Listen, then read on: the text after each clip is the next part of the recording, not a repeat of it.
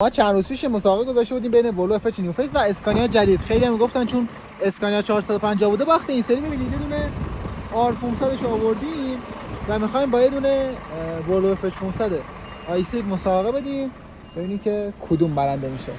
آماده؟ حالت اتومات 3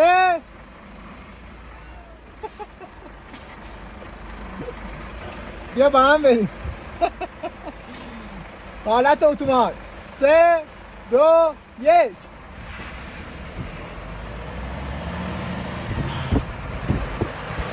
رقابت حساس. خیلی اختلاف کمه. چقدر خوب میاد. اما فاصله هنوز یه ماشین بین اون فاصله خیلی خوبه. اما خب این است ولوو و این است آی سیف.